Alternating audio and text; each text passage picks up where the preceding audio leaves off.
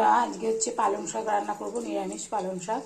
পালং শাকটাকে বন্ধুরা ভালো করে ধুয়ে নিয়ে তারপরে একটু গরম জলে ভাপিয়ে নিয়েছি। তারপরে এটাকে ছেঁকে নেব।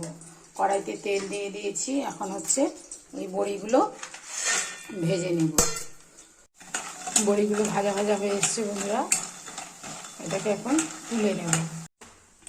এখানে নিয়েছি ছিম, আলু, বেগুন আর কয়েকটা কাঁচা লঙ্কা। ফোড়নে দেব হচ্ছে কয়েকটা শুকনো লঙ্কা দেবো আর কয়েকটা কাঁচা লঙ্কা। শুকনো লঙ্কাটা একটু লাল লাল হয়ে গেলে বন্ধুরা এই সবজিগুলো ঢেলে দেবো। এর মধ্যে দেবো একটু হলুদ,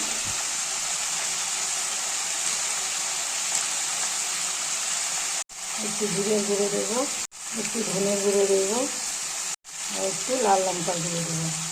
দেবো হচ্ছে লবণ।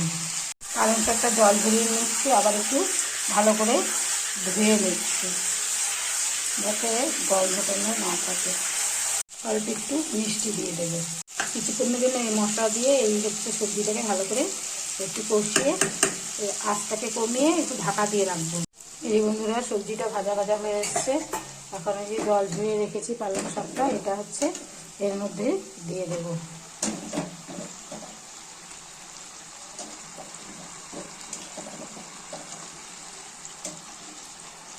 দিয়ে নাড়াচাড়া করে আবার একটু ঢাকা দিয়ে রাখবো। পালং শাক দিয়ে নাড়াচাড়া করে বন্ধুরা বড়িটা দিয়ে আবার একটু নেড়ে চেড়ে তারপরে একটু জল দেবে। কেউ যদি মনে করে যে একটু ঝোল ঝোল খাবো বা মাখা মাখা খাবো, তাহলে অল্প একটু গরম জল করে এর মধ্যে দিলে পরে দিয়ে ঢেকে রেখে দিলে কিন্তু ভালো লাগবে। আমি একটুখানি গরম জল করে এর মধ্যে দিয়ে দিয়েছি, দিয়ে এখন এটাকে ঢেকে রেখে দেবো। এই যে বন্ধুরা, আমার পালনের তরকারিটা হয়ে গেছে। এটা কিন্তু ভাত দিয়ে মেখে খেতে খুব ভালো লাগবে।